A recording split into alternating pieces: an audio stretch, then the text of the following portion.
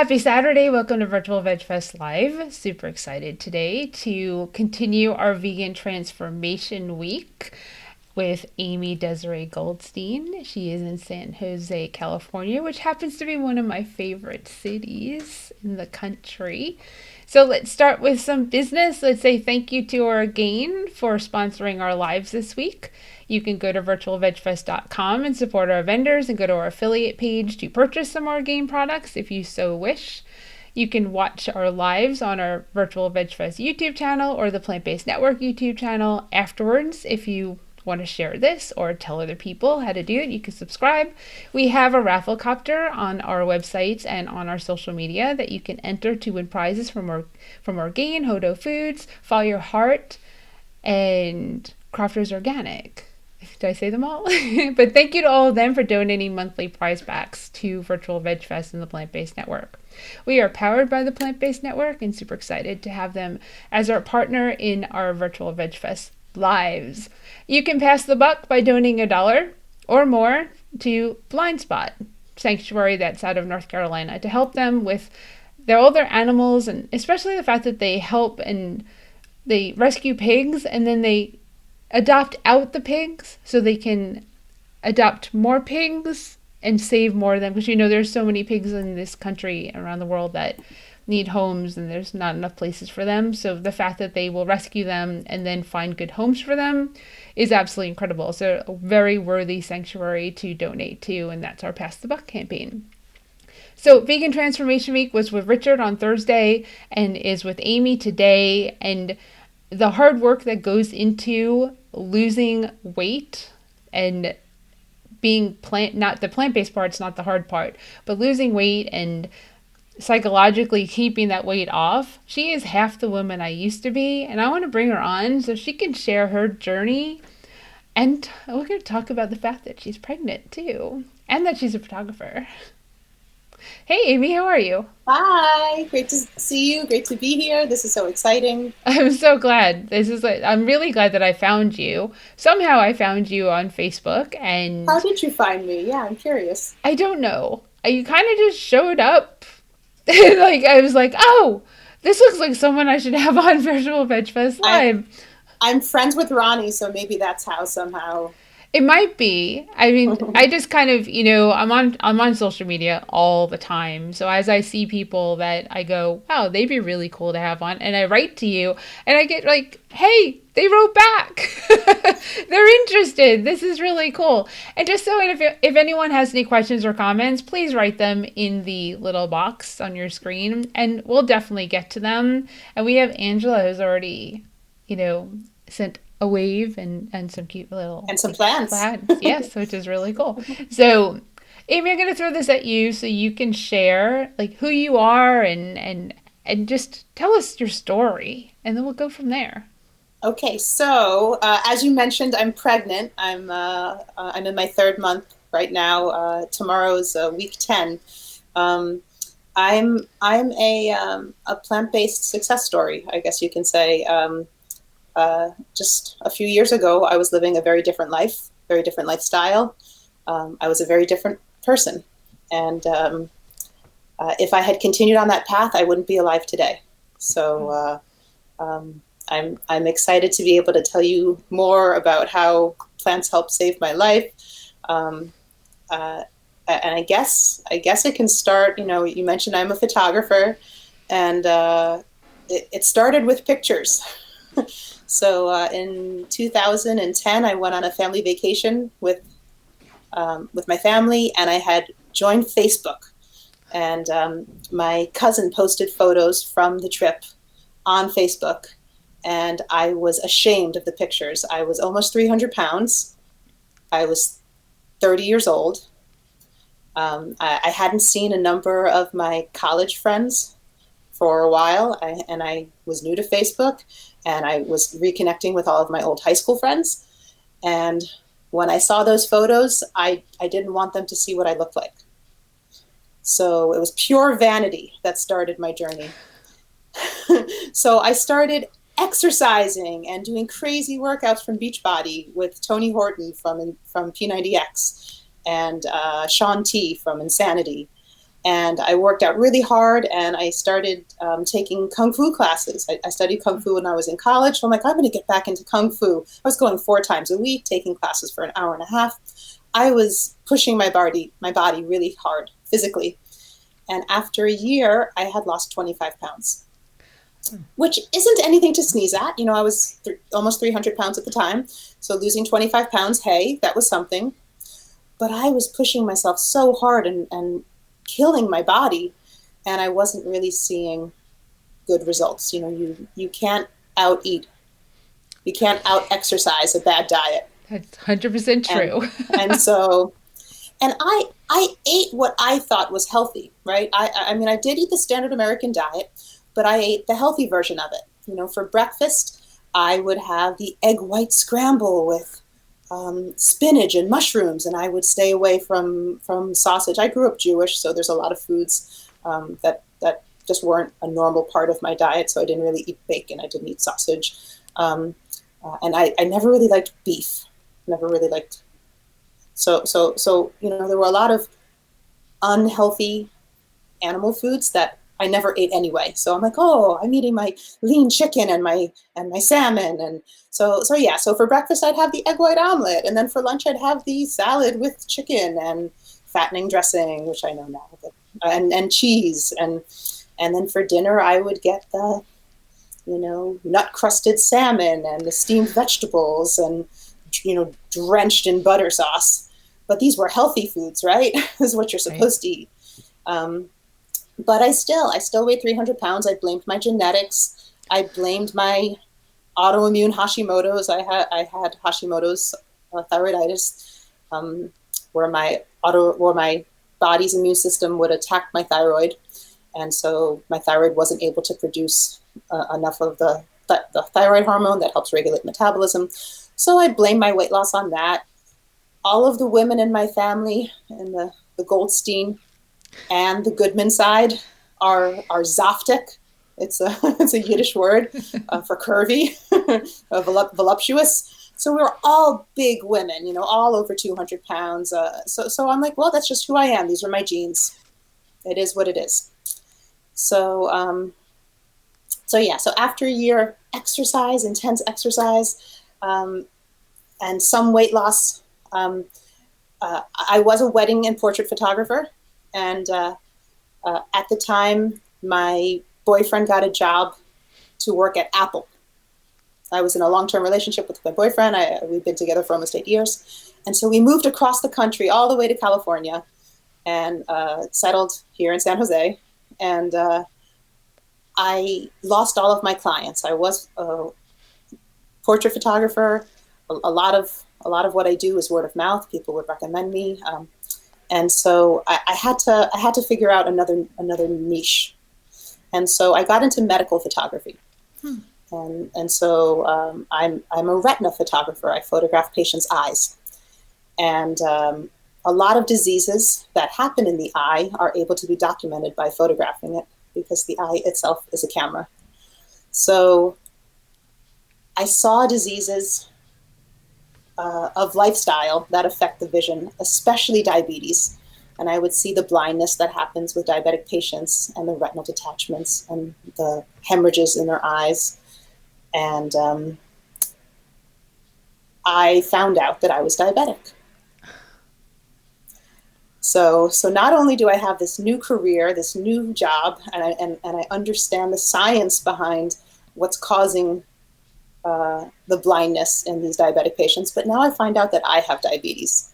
And I have to give a little shout out to Planned Parenthood, because I went to Planned Parenthood here in California, and not only did they give me great female care, but they were the first place where they actually checked my blood sugar, and they checked my A1C, and they're the ones who diagnosed me with diabetes. So if not for them, I don't know that I would have, you know, I mean, eventually I would have found out that I was diabetic. You know, I would have started losing my vision, or having, you know, peripheral nerve pain, or so eventually I would have found out. But they helped set me on the right course. So initially I started for pure vanity, and then it became even more important for me to get healthy, because I needed to save my vision, because being a photographer is my livelihood, and it's emotionally important to me, to be able to see and capture the world and share the beauty. So I started eating what everyone thinks you're supposed to do when you have diabetes, which is low carb. And so I went low carb. It wasn't quite ketogenic. That wasn't a fad yet in 2011. It wasn't popular, thankfully. But I was very nearly ketogenic. I was very low carb. The only carbohydrate sources I ate were vegetables. Occasionally, I would eat whole grains, very small portions. So the bulk of my calories were coming from animal products. And I continued to do workouts from Beachbody. And I started counting my calories and measuring my portions. And I was eating cleaner, by removing processed carbohydrates. I did cut out a lot of processed and unhealthy foods, pastas and breads and baked goods, which, a lot of these foods that I'm naming aren't that unhealthy by themselves. It's usually what you pair with them: butter sauces and sour creams and cheeses and pastries, baked goods. It's the eggs and the processed sugar that's in them that's really the unhealthy parts, not necessarily the flour. But I did start losing a lot of weight, which was fabulous. I'd lost about 80 pounds. And my brother, I have two older brothers, he found out that he had thyroid cancer, and I had Hashimoto's. And having a goiter, having an enlarged thyroid, does make you more at risk for thyroid cancer. So I just thought it was smart to get checked. And I got checked, and it turned out that I also had thyroid cancer. And so this was 2012. I was already about halfway through my weight loss journey at that point. And I all of a sudden had a new reason to continue to get healthy. And so I went through multiple rounds of radiation to treat the thyroid cancer. And I also went through multiple surgeries. And I kind of doubled down on that low carb diet. I continued to eat that low carb diet because that's all that I knew. And I thought that weight loss would help. Just losing weight is healthy. And I did. I lost a lot of weight.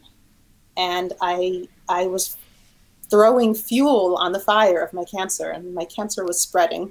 It went from my thyroid into my lymph nodes. It was going down towards my lungs. And thankfully, thank goodness, one of my best friends, she had just met her now husband. And he said, "Hey, Amy, there's this great book by Dr. Furman called Eat to Live. And you're really into this fitness and health thing. And, you've got this really nasty cancer that keeps spreading, and you've been fighting for 4 years. Why don't you read this book? Why don't you give it a try?" And so I read Eat to Live by Dr. Furman, and I completely changed what I was eating. I already was making all of my own foods, so it wasn't that difficult of a transition to swap out my, chicken breast for lentils, or to take my salmon into chickpeas. It wasn't that difficult of a transition for me. It was really difficult to give up cheese. Dairy was an addiction for me. So I came to this lifestyle for my health, but along the way I joined a number of Facebook groups that were sharing vegetarian and vegan recipes, and then they also would share some, I guess I'll call it vegan propaganda, messages about why, not just for our health, but also for the animals and also for the environment, why it's important. And so I learned where dairy came from. And my whole life, I always thought of myself as a feminist. And I realized I wasn't when I was eating dairy. So once I learned where dairy came from, where cheese came from, it was easy to say no to it. And so I transitioned basically within 6 months, maybe 4 months, 6 months, to being completely plant-based, whole food plant-based, vegan. I started changing also my clothing and my things around the home. Leather couch went out the door. Now I have a fabric couch. And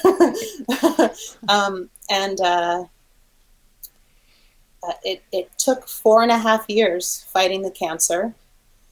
I changed my diet in 4 to 6 months, and my cancer marker disappeared. And also, when I changed my diet, my diabetes also disappeared. I previously had a fasting blood glucose of 170, 190. Those were my normal levels. My A1C was 7.8. And today my fasting blood sugars are usually in the 70s or 80s. And my A1C with my blood work in December was 4.8. So completely non-diabetic. My tumor markers have been undetectable now since 2015, since I transitioned. So almost 6 years. It'll be 6 years, I guess, in June. And I've maintained my weight loss. So through my journey, even though the bulk of my weight loss was not plant-based, it was low carb, losing weight is not always gaining health. And I was a really good example of that. So here I am today, cancer-free, diabetes-free. There's a slew of other chronic illnesses like sleep apnea, and my autoimmune thyroiditis is gone, and fatty liver and gallstones are all gone. So, yeah, pretty amazing. Just I, changing the food. I had no idea. So just so everyone knows, I don't know Amy.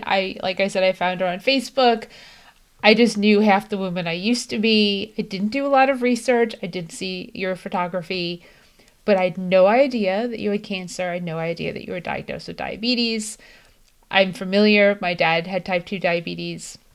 To remind everyone, you acquire type 2 diabetes, you're born with type 1, so you can reverse diabetes, like you can reverse heart disease and your cholesterol and your high blood pressure. You can do things about that with diet, with exercise. My dad lost his eyesight.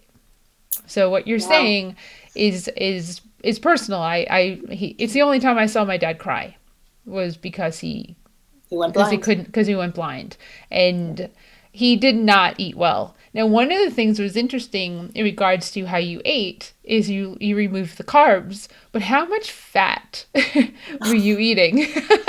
So I was counting macros. So I was eating 60% of my calories from fat, and like 20% of my calories from protein, and 10% of my calories were from carbohydrates. And that needed for your diabetes. That needed to be That flipped. was, yeah, it It needed to be it flipped. flipped Yeah. because Yeah, I 10% of my calories from fat, fat 60 from carbs. carbohydrate, and then like 20 from protein, which they are today. And it's very, very close to that. Maybe my protein's a little closer to 30%, especially now that I'm pregnant. I'm trying to make sure that I get all of those vital nutrients. So, because my baby's building its body, I want to make Right. sure give Right. it what it needs, or what she needs. I Needs. actually know Yep. she's a she. So um, yeah, amazing how. And the sad part is that all of the research I did online told me that low carb was what I should do. Even like the American Diabetes Association, that's what they recommended. That's what they said. And I was just listening. My Right. doctor, my Planned Parenthood doctor, he said, "Oh, just go Google low carb diet, diabetes diet." That's what he told me to do. He obviously didn't get any nutrition education, um, Right. unfortunately. Unfortunately, and it was What the Health that I sat in the movie theater watching, and the epiphany of I always thought my dad was a sugarholic. I mean, funny story, I haven't mentioned this on the live before. He had a friend who had a stationery store, which is for people that are older. is like a candy store that had like cards and everything else, and even had like a like you could get food at because that's what we called them when I was growing Yeah. up. His friend owned that. He would stop there and he would get candy, and he would come home and he'd hand me a bag and say, "This is for you." And being that I have older siblings, the candy stayed in my room because if I didn't, it would be gone. Yeah. Now these candies were always my dad's favorite, like Chuckles, which is, you know, that jelly sugar coated like sugar candy, and he would sneak into my room in the middle of the night and eat it. Wow. So he Oh gave me my the goodness. candy, but he would come and eat Wow. it in the middle of the night. So I grew up with a dad that a sugarholic, didn't eat well. I blamed the sugar on his diabetes until I watched What the Health. And I started thinking, well, yes, he ate a lot of sugar, but he also ate a lot of fat. He Yeah. also ate It's a the standard saturated fat. American diet. Exactly. And that's the cause of the diabetes. That's the reason that he died at 55 years old. Oh, I'm Because so sorry. that's okay, So thank you. young. Very young. So 56, maybe 56. Whatever it is, in his 50s. But he it didn't stop him from eating poorly. Diabetes, insulin, loss of eyesight. The only thing that didn't happen to him is he didn't lose any limbs, because that happens too. But Yeah. he also had high blood pressure. He died from diabetes and strokes. So all these things that we talk about in regards to if you eat a vegan diet, a plant-based diet, you can avoid the potential of getting heart disease, strokes, high cholesterol, Diabetes. diabetes, you know, Yeah. all these. Alzheimer's, Also, dementia. I live it. I live it with my family, with my parents, right? Yeah. The cancer, diabetes, heart disease, strokes, it's all there. So, and then to learn that it's like, I mean, granted, you don't want to eat processed sugar because there's a whole other reasons why that's not good for you. We're removing the diabetic part. It's just not good for you. But you don't. I hear you. You don't want to go blind.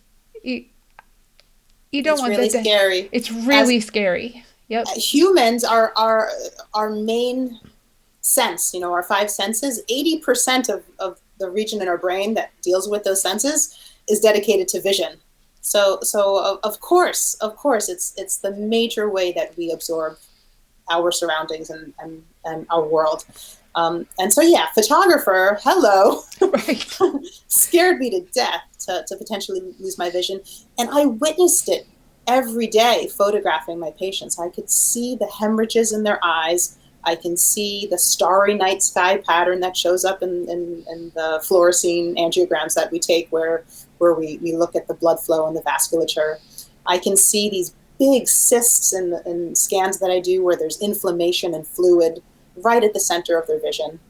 And I can see the retinal detachments that happen, and and these hemorrhages into the vitreous, into the center of the eye, in the cavity, where basically the patient just wakes up and they're completely blind because their inside of their eyes just filled with blood. Um, so scary. And the sad thing is that my patients, they don't know that the statistics are in 20 years they're going to be blind. And then not only that, but if they make it those 20 years, like you said, they're probably going to need amputations. A lot of my diabetic patients have had their legs, their feet amputated. Um, they're also going to have kidney failure. They're going to have to go on regular dialysis. They're going to have pain in their extremities and their fingers and in their toes. They're going to lose sensation in those areas. And ultimately, like your dad, unfortunately, most diabetics don't die from diabetes. They die from heart disease, or in your case, your dad had a stroke. Yep. So it just, yeah, diabetes just fuels heart disease. It's like, just like those animal proteins were fuel on my cancer fire. Diabetes is fuel on the heart disease fire. Yeah. Your brother. My Did brother, oh, he's a great story too. because I mean, look what you did, right? Yeah. Did he follow the So same path? for years, he did not follow the path. For years. So his cancer, his thyroid cancer, was further progressed than mine. His when it was diagnosed, So he also went on vacation. He was in Europe, and he visited Holland, where they have the windmills. And then he was in a different country, and he was talking, my family, they were talking about the windmills. And he goes, "What do you mean windmills? We never saw any windmills. What are you talking about?" "Oh, we just saw them 2 days ago. Here are photos." So when he got back to the States, he knew something was wrong.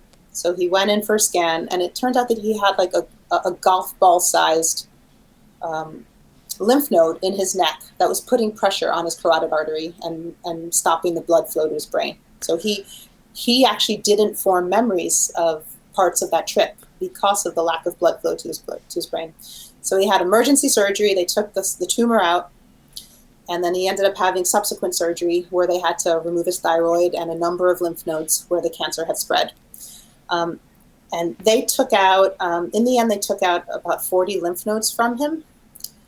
And your lymph nodes are part of your drainage system. They're kind of like the sewage system of your body. And so they removed all of these sewer pipes. And so he would get all of this fluid backed up into his neck and under his throat and into his head. And he'd have brain fog, and he'd have this swelling, and he'd have to massage to actually physically like drain the fluid from his head. And he suffered with that. So he was diagnosed the same year I was diagnosed, in 2012. So he suffered with it for the last 9 years, right? Last year, we talked about other diseases that people unfortunately get. Last year, my dad, we realized that my dad has Alzheimer's. Okay. And I shared one of Dr. Scherzai's, the doctor's Scherzai's videos with my brother on Alzheimer's and nutrition. And that's what got my brother to finally go plant-based. And so he started eating plant-based last February. It's been almost a full year. He's since lost 40 pounds. His lymphedema is basically gone, 95% gone. And he's not completely plant-based. He is totally vegan, but he does eat some processed foods. He has some treats, and it's fine. It's totally fine. And he said his brain fog is gone. He actually wants to go to school to become a pharmacist. And now he's like, I can actually think, I can actually study and memorize things. He actually feels prepared that he can do it. And so yeah, it's pretty amazing. It took what, 8 years for him to finally do it, and then now finally in this year he's done it. Although no, in his defense, it's 8 years since his diagnosis, but I went plant-based and vegan in 2015. So it took him 4 years to see the light. But it's really unfortunate that it took. What did it take in the end? Is my dad to I don't know if you've met anybody with Alzheimer's, but it's a horrific disease because it's your mind that's going, not Right. not really. I mean, eventually your body does go too. You lose control of your body. My dad, he needs to use a cane or a walker in order to walk because he physically can't control the movement of his body. Bowel movements, you lose the ability to control whether you're going, you become incontinent. So it's pretty terrible. And you lose yourself. You lose your personality. You lose your words. Right. So And it's hard on you and your family because he doesn't know who you are. yeah. So thankfully, he still knows who everyone is. Oh, that's good. He hasn't gotten to that point yet. And my older brother, Paul, he lives with my father, so he takes care of him. He's there, and silver lining to COVID, he now works from home, so he's there all the time. Right. So it's good. So you have a brother, Paul, and what's your other brother's name? My other brother's Edward. Or Okay. Ed, he prefers. Sorry, Ed. Okay. Not Edward, he'll call him Edward. So I'm Jewish too. I have an older brother, Paul. I have an Okay. older brother, Howard Edward. Wow. We have, I mean, it's just, it's got to be like this Jewish thing. I guess they're popular Jewish names. I guess, well, they're always named after like somebody in our family who's passed Yeah, away, the first initial. So yeah, you have them too. So, yeah, I mean, I was like, wait a second, we have a lot in common. yeah. Like, both from New York. Yeah, Are this is, you are you the good. baby? I am the Are you baby. I'm the baby too. Yeah, yeah, look at Yeah, that. so three older ones, 7, 10, and 11 years older than me. So I'm the Wow. baby by far. And Yeah. that's actually really cool. I mean, this is a just amazing to hear your story, your family's story. And I'm so glad. My I'm so glad the story about your brother is the way it is. I was really hoping that it wasn't one of those, well, that's not real, like older uh, brother stories. that is what he said for the last 5 years he had, or 4 years, that he was like, he's like, you know, he I'm always careful not to push my opinion on other people, Yep. especially my family, because we have a tendency to do that, to like, guilt trip. It's the Jewish thing, to guilt trip each other into doing something. Yep. And I never wanted Paul to feel that way. So I would always just like, hey, why don't you watch this link? Like I did with Dean and Aisha Shirzai. Hey, why don't you watch Game Changers, or why don't you watch What the Health, or Forks Over Knives? I would always try to plant the seeds, without being too pushy. Every couple of months, I'd mention, hey, I've had over 50 lymph nodes removed, Paul, and I have no lymphedema. So I've actually had more taken out than you, and I don't suffer. Maybe you should try eating, and I wouldn't say a vegan diet.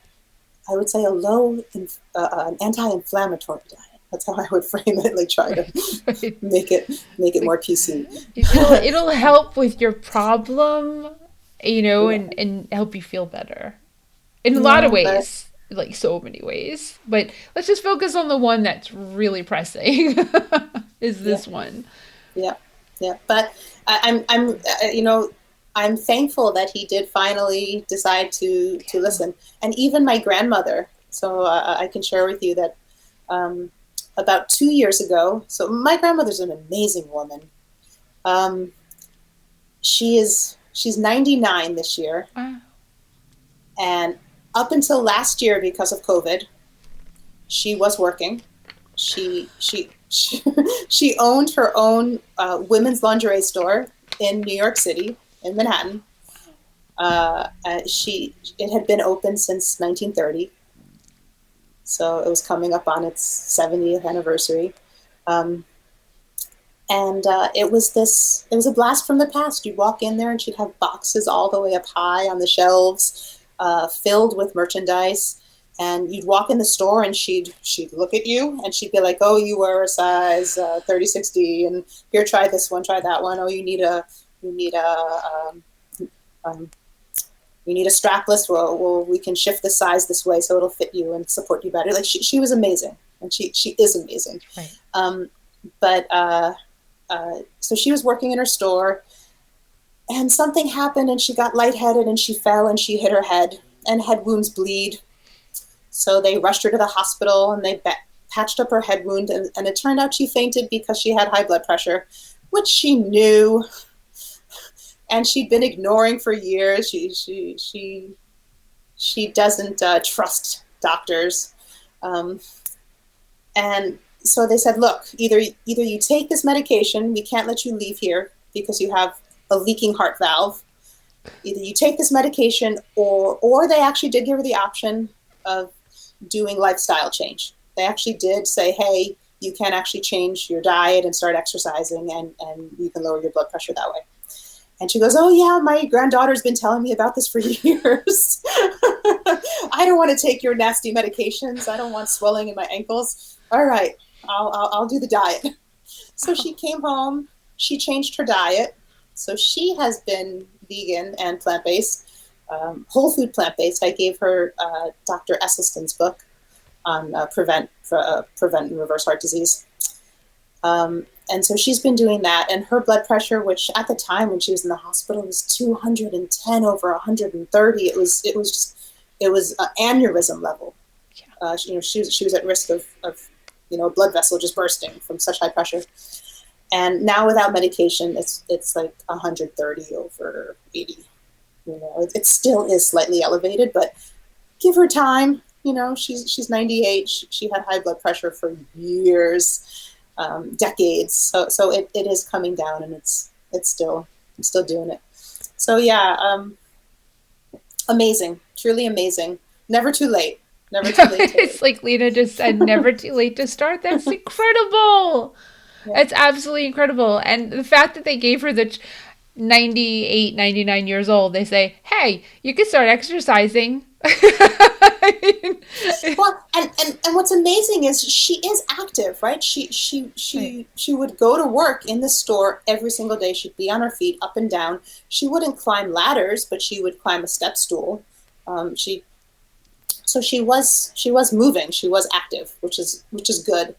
But yeah, there's nothing like actual physical exercise, and of course changing the foods that you're eating to help heal your vascular system and cardiovascular system. And she's a really great example of it. I would say she's the role model, and she is, but so are you. For your family, for a whole bunch of people, I'm sure. Your story is incredible, and I know that this is not easy. It's not easy to lose weight. It's not easy to lose 10 pounds, let alone 100 plus pounds, right? So, and then to learn that you did some of it, just removing carbs, and then I'm sure like after you went over to Whole Foods plant-based, how much left was there to lose weight-wise? I basically had already lost my weight. I was actually sickly. I was going through cancer treatments. I had 18% body fat. I was unhealthily thin because I was going through radiation, and I was eating 1,200 calories a day. Low carb. I wasn't healthy. I didn't have a menstrual cycle, and now as pregnant, I realize just how important that really is, is to have that regular menses. But yeah, I had lost all of my weight the unhealthy way, cutting calories, over exercising. I hurt my knee. Along the way, I ended up having to do 2 meniscus removal surgeries. So now I have chronic knee pain, and only 30% of my right meniscus in my knee, and I'll have to deal with that. Maybe down the road I might need a knee replacement, but continuing to eat a plant-based diet is reducing whatever damage there is there, and preventing any further arthritis from happening. What going plant-based has helped me do is build muscle, yeah. which the camera's backwards for me. Right. But yeah, I have built a lot of muscle using plants. Plants really do have all the protein you need to build muscle. Okay. And so since I think I made it down into my 130s. I was like 138 pounds.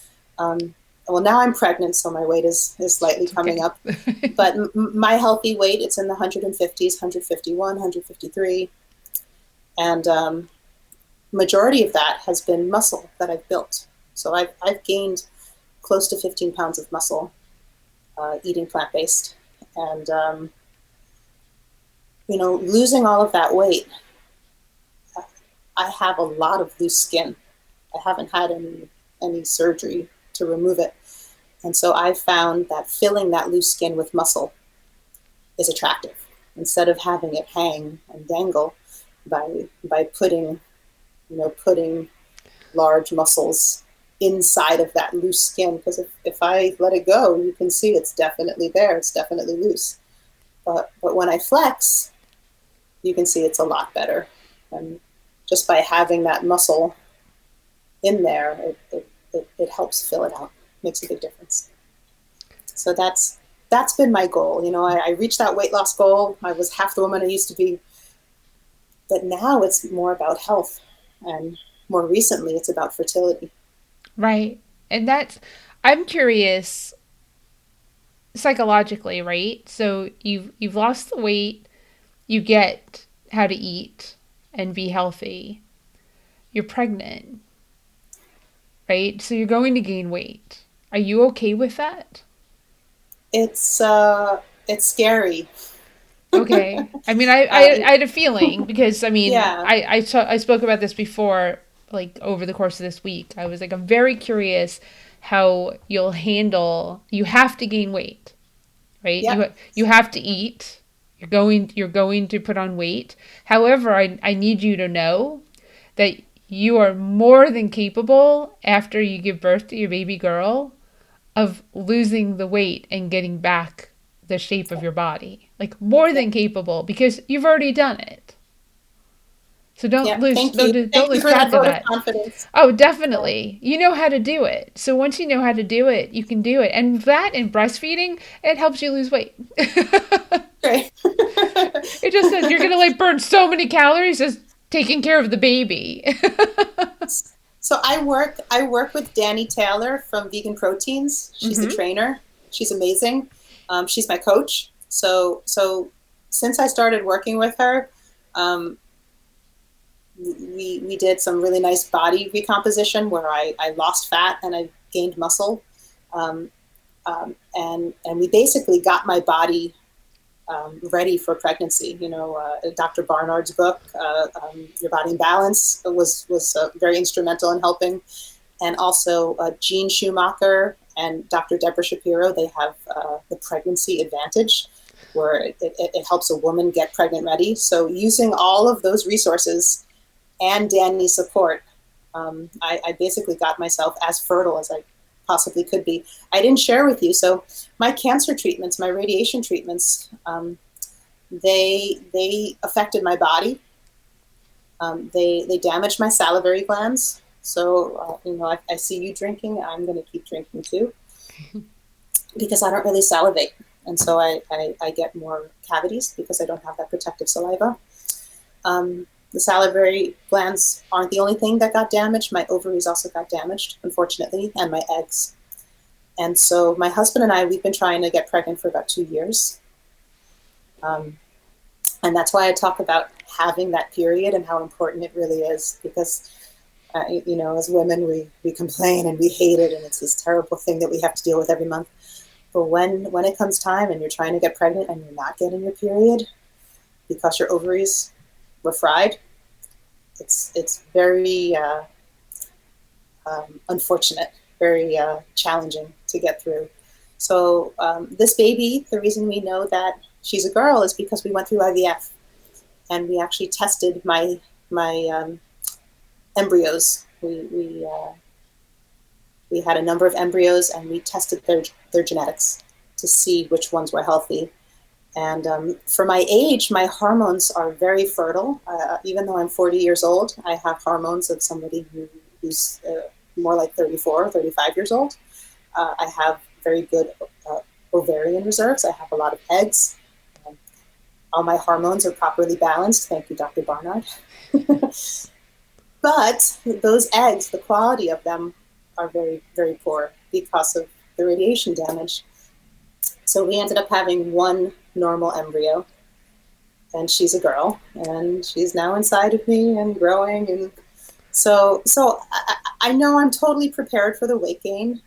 My doctor, she said I can expect to gain 25 pounds, and I'm okay with that. This first trimester, she said, anywhere from 7 to 9 pounds, and I'm up 5 pounds right now, so I'm doing okay. Right. It's fine. And there are some days where that number just jumps and it skyrockets, and it's like 8 pounds higher. and then the next day it comes down and I've only gained 1 pound.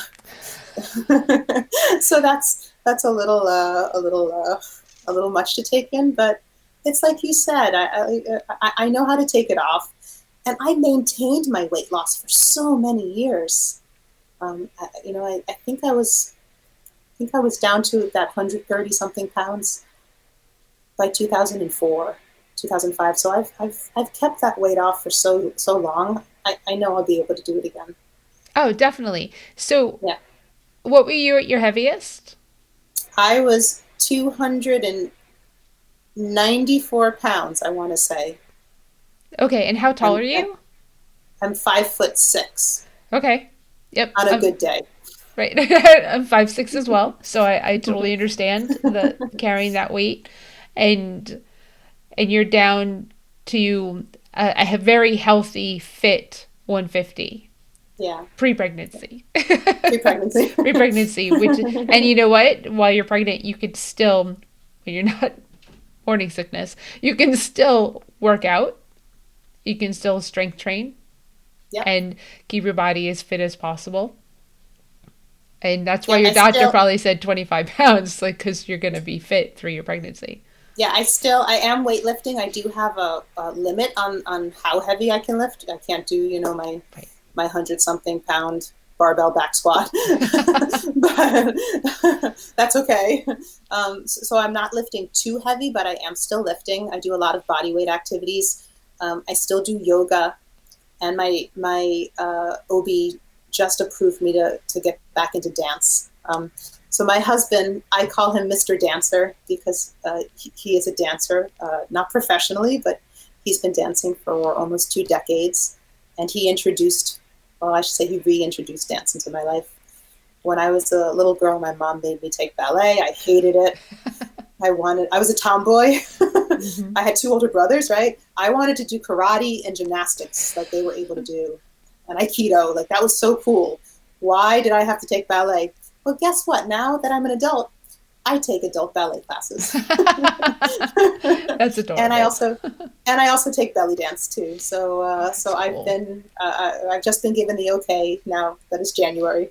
I can actually get back into dance. I can do my shimmies and my belly rolls and yeah, especially as your baby grows, your belly dance is going to be belly dancing.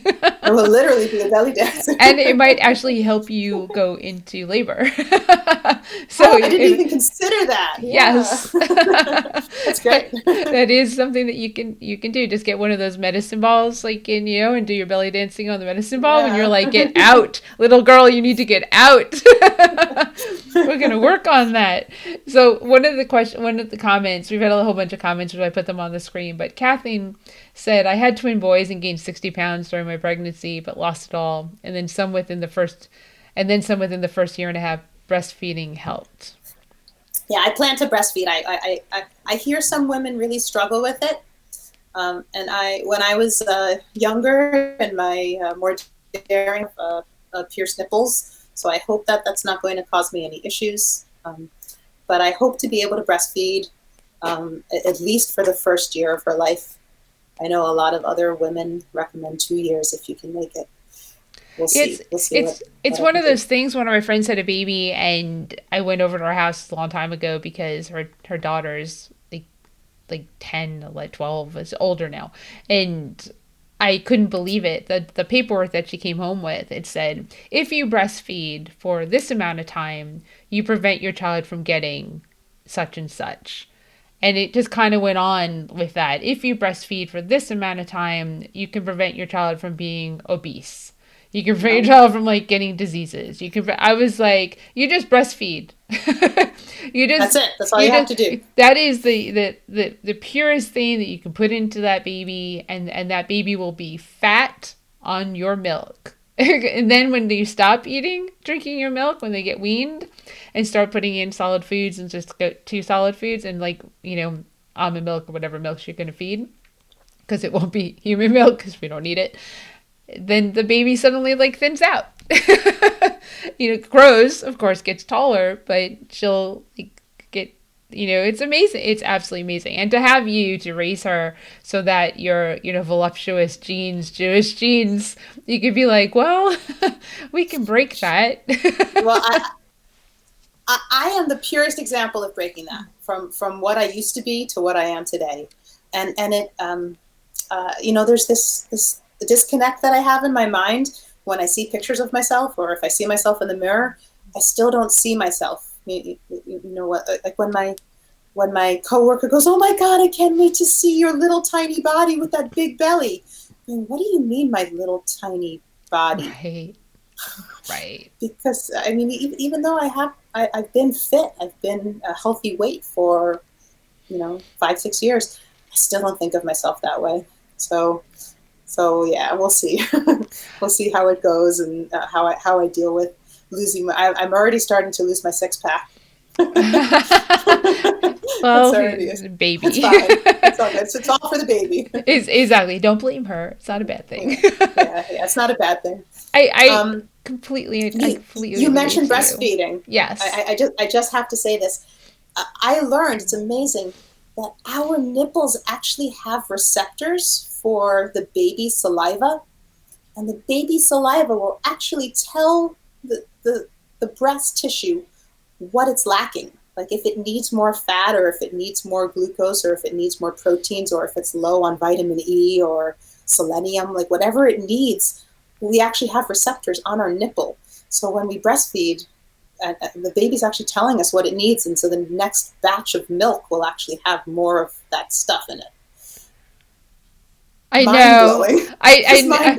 Kudos to women. I've had friends that have given birth in their homes, and I've watched video, and I haven't had a child. I'm not going to have a child in this lifetime, but what women, every single one of you who's had a baby, you are the most powerful people on the planet. Because it is that wow, the pain on the face, the screaming. I mean, I'm sorry, I don't know if it's going to happen, so I'm sorry. But I mean, the friends that have given birth at home and videoed it. I already admired women as being one, but my admiration for women that have children, you with twins is a whole nother level. Yeah, Kathleen. Yes, seriously, yeah. I have a friend right now who has twin girls, and like she posts like they at 10 months they were walking. 10 months. 10 months. 10-month twin baby girls is Queenie walking, and I was like, what? Like, I always look at little babies walking, like even at 1, I'm like, they're just too small to be doing that. But 10 months, they're up and walking. Oh, here we go. Kathleen just added more. Wow, cool. I breastfed my twin boys for a full year. It was not easy, but they are tall, fit, and healthy boys, especially I've removed dairy from our house 4 years ago. That's, yeah. Amazing. Absolutely amazing. This is, I think I could go on for a long time talking with you just because I want to know more and more. Thank you. I'm happy to share. You're so welcome. Thank you for giving me a platform to share the powerful message of how plants can heal. And it's not just our bodies, right? You know, I call it the holy trifecta for our health, right? For the planet and for the animals. Yes. And now, I mean, it's kind of ruining my trifecta, but now you can just add in, zoonotic pandemic diseases. That's like yes. Well, that comes with eating animals. So if you cut out eating animals, then we will probably cut out the viruses that come from slaughtering them. The vast majority of them. Yep. Yes. Yep. That grow from the slaughter of the animals, whether it be bats, pigs, chickens, cows. Mad cow disease, we were just talking about that here. Stephen lived in Scotland for a little while, my partner.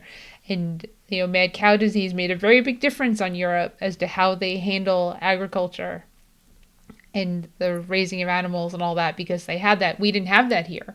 We didn't have the mad cow disease come and be as horrible here. So we really didn't change our ways as much as Europe did. Not that we should have, Unfortunately. unfortunately, exactly, we shouldn't have to go through the horribleness of something, COVID, to learn to do better. We need to do better with learning from others that are going through something and And improve. but what's really scary is we are going through the horribleness that is COVID, and I'm worried that things aren't going to change. So that's why it's great to be able to come on here and talk with you and share my story, and hopefully, even if one person hears my story, or my brother's story, or my grandmother's story, and if just knowing them creates a, what is that called, the pay, I guess it's not paying it forward, It's a chain but just reaction. it's a chain reaction. Chain Yeah, reaction of yeah, just positivity. Yep. just hopefully it continues to spread. So I'm not in this for money. I'm not a coach. I don't make any money off of this, but I do have an online support group, a Facebook support group that I originally started for my family, to be like, hey guys, instead of me sharing on Facebook and like messaging you all of these links, why don't you just join my group? And when you feel like being harassed, you can I hate you when can they do come that. and check it out. Oh, So yeah, so I have a Facebook support group, totally free. Um, and this month, there's a couple of amazing plant-based specialists who joined with me to try to spread the message and help people uh, eat more plant-based.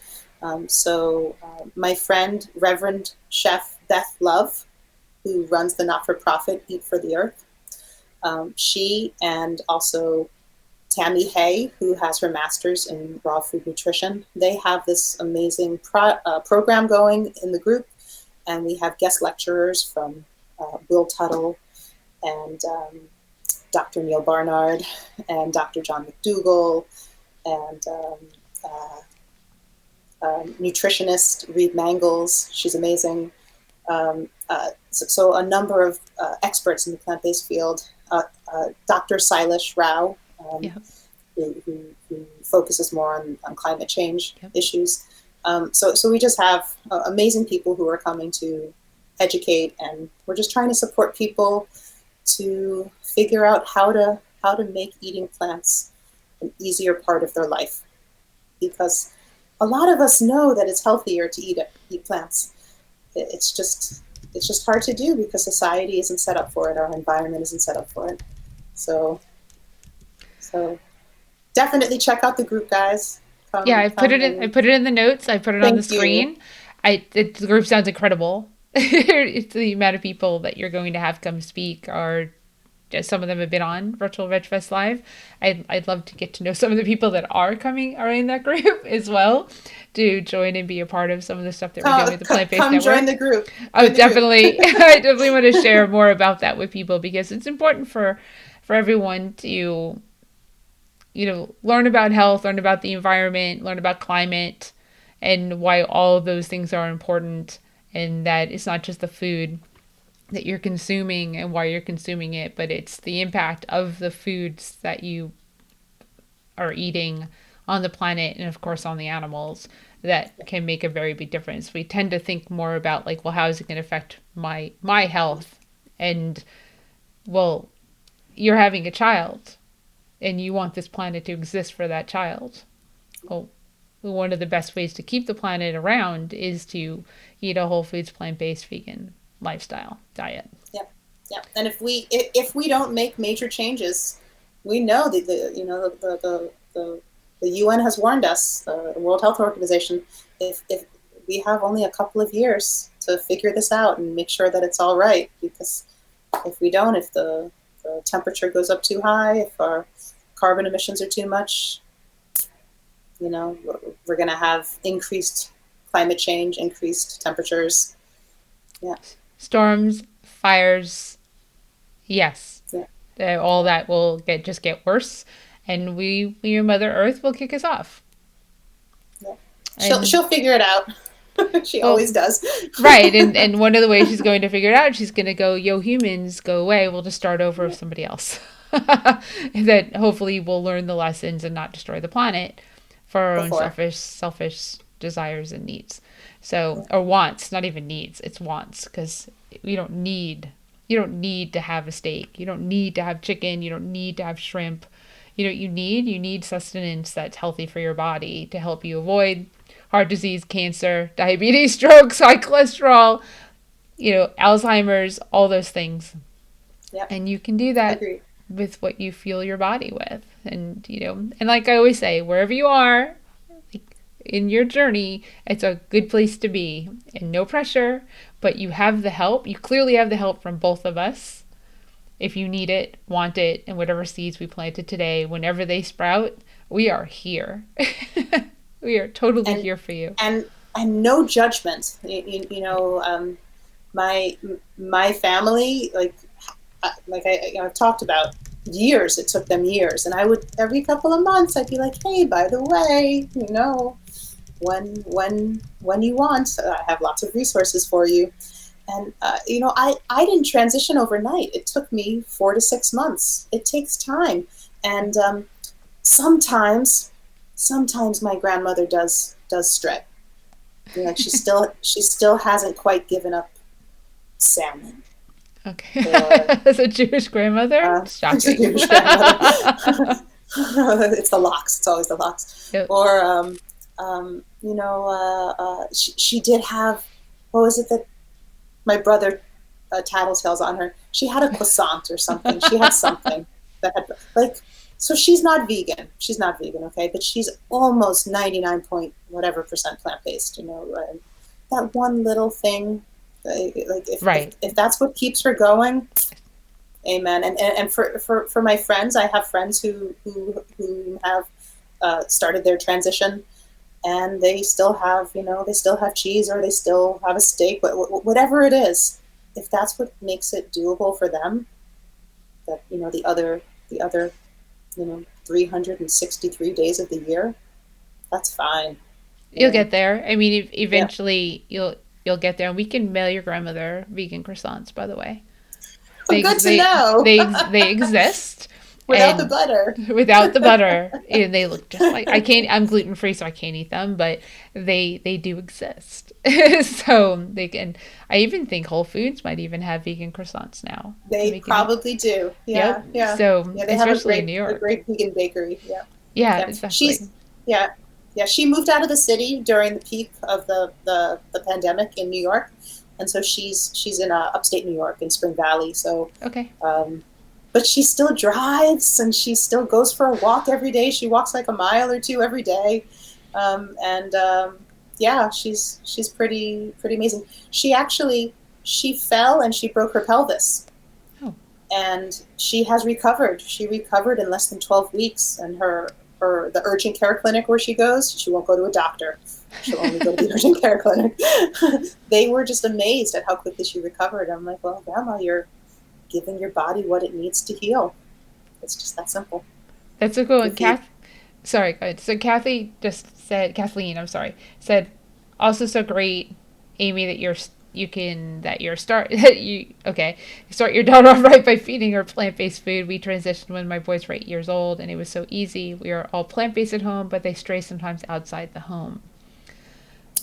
And my daughter, I intend to raise her completely plant-based and vegan. I intend to teach her why it's important for me. If and when she's outside the home, if she's at a birthday party, I'm going to try to bring foods for her. Or if she goes to a sleepover, if she decides to do it, she's her own person. I'm going to respect it, and then I'm just going to try to educate her why I think she could do differently. In my case, why I think she can do better. Right. And it's all you can do. It's all I can do. I'm going to try. I'm going to try to do my best. I do feel so blessed that I know this now before I was pregnant, and that I'm going to be able, that she will be raised plant-based, vegan, from conception and through birth, and hopefully she doesn't stray knowingly, right?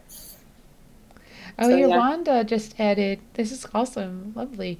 My daughter's 35 and has been raised from day one as plant-based and never wanted meat or dairy, and to this day she prefers not eating meat or dairy. That's awesome, Wanda. Yeah, Wanda, thank you. Thank you for your friendship too and support. Uh, She's helped give me lots of support and advice through my IVF journey, and oh, that's and she's that's Wanda's probably like a awesome. whole other conversation too. Your IVF journey is. I mean, I know a lot of women could definitely benefit from that, even outside of Oh, nothing to do with veganism. Just as I, that. I will name drop again. Dr. Neil Barnard's Your Body in Balance. That book is amazing.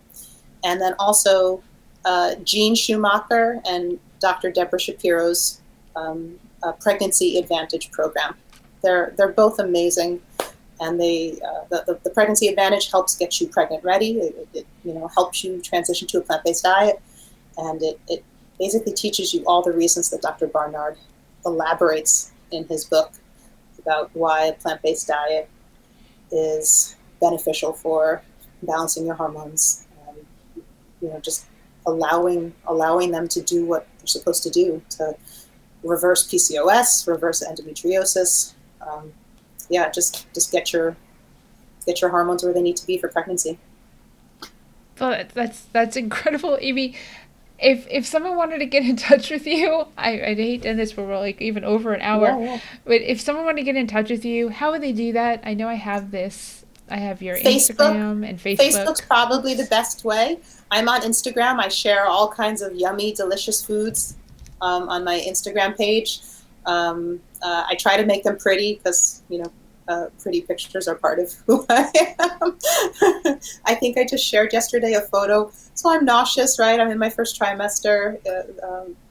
Thank you so much for this talk because you've totally distracted me. I'm not nauseous at all. It's Oh, been that's awesome. wonderful. That's I've wonderful. had an hour rather, of not being nauseous. But yeah, I've been very nauseated, and so yeah, I just shared a picture of I make fresh baked sourdough, and I put some eggplant hummus on there and some sauerkraut, and it's been my go-to.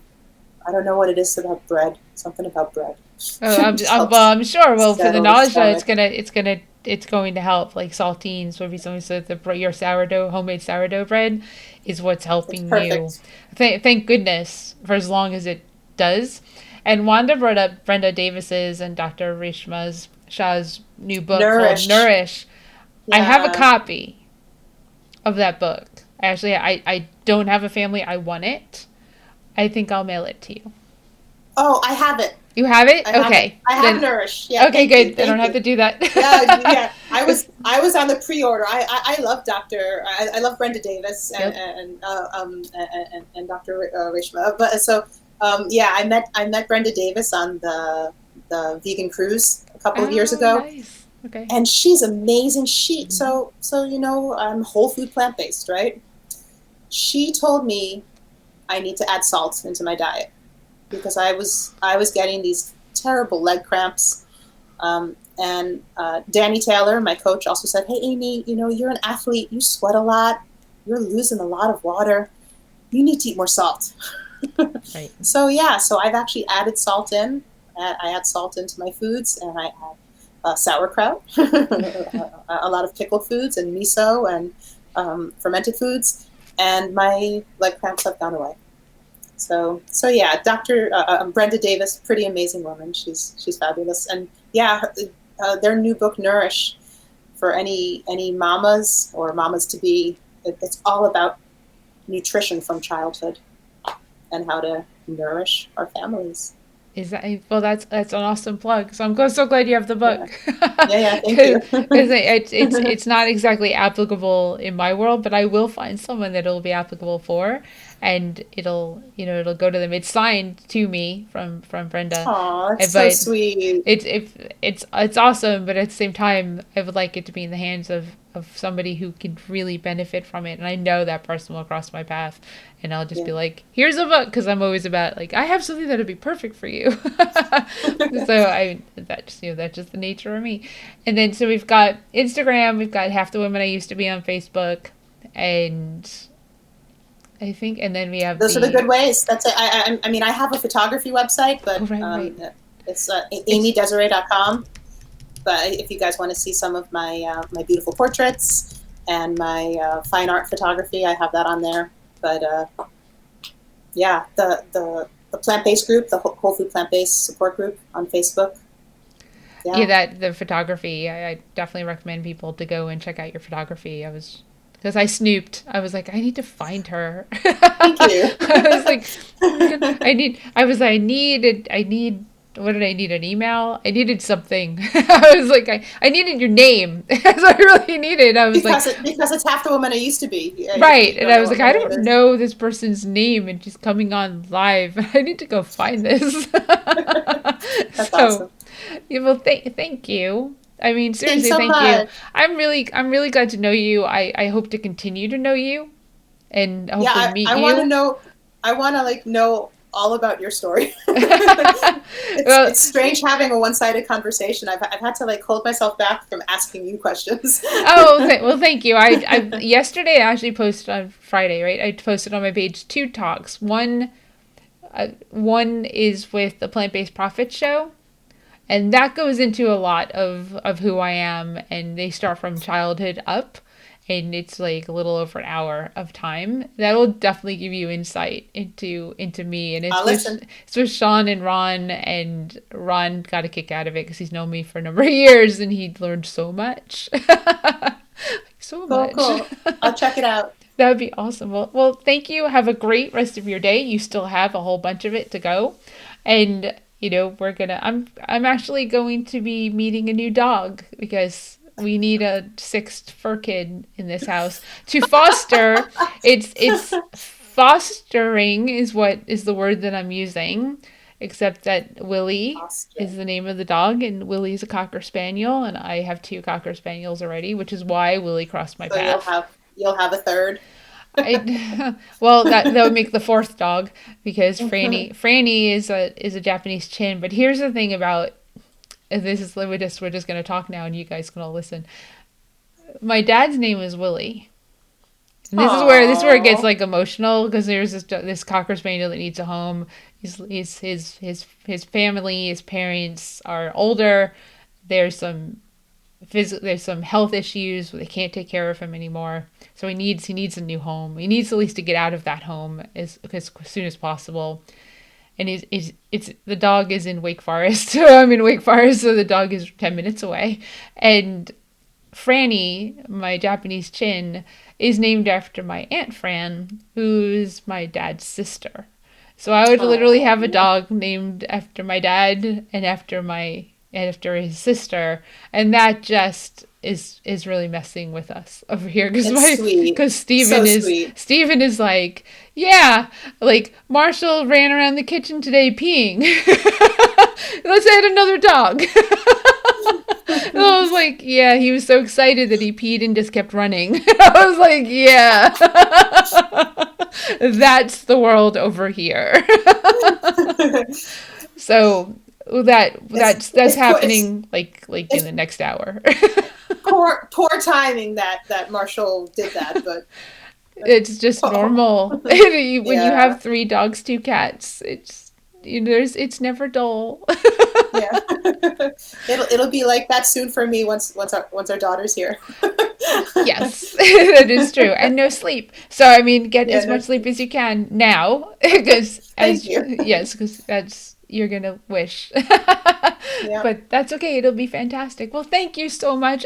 Let's just like, set up a time to talk another, like just the two of us, because I would love that. sounds great. All right. Awesome. Yeah, Well, have a great rest of your day. you too. All right. Thanks. Bye. Bye. Do that.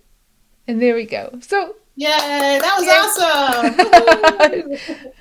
So Amy's incredible, and I've made a new friend today, so I'm like really happy. Some people you meet and you just connect with, and that's how I feel about Amy right now. So I hope you also feel that way and you learned so much. And thank you, Lena, for being a part of this. And how I end is to make sure that you wear a mask over your nose, under your chin. Incredibly important that you wear it correctly. Why? Because if you don't wear it correctly, you don't protect yourself from COVID. So wear your mask over your nose, under your chin, and please wear it when you go out and you're around people. Even if you're not around people, wear your mask because it's the right thing to do. If you are so inclined and you have the means, please buy takeout, curbside pickup from vegan restaurants and restaurants that are vegan friendly, plant-based friendly, and help them get through this pandemic because the restaurants, the food industry has really been impacted. So if you have the means to purchase food, go do that. We try to do that as well. Tomorrow we're going to Pure Soul to pick up some food in Durham, North Carolina. We support Gangster Vegan, Fiction Kitchen, Irregardless Cafe, as many restaurants as we can that are locally here when I don't feel like cooking. So we are back next week, and I never know who I'm back next week with, but I know we have a cooking demo with Samita. She's going to do a cooking demo on Thursday at 4 p.m. Eastern Standard Time. And then on Saturday, we have Jeff Palmer. So we're going back into the vegan bodybuilder world at 4 p.m. on Saturday, the 16th. And shop on virtualvegfest.com. Be kind, care about one another, support our Pass the Buck campaign, enter our raffle copter so you can win prizes. And thank you for watching Virtual Veg Fest. Go to our YouTube and subscribe and watch the 90 plus other Virtual Veg Fest lives that we've done over the course of 2020 and into 2021. We'll see you next week. Bye.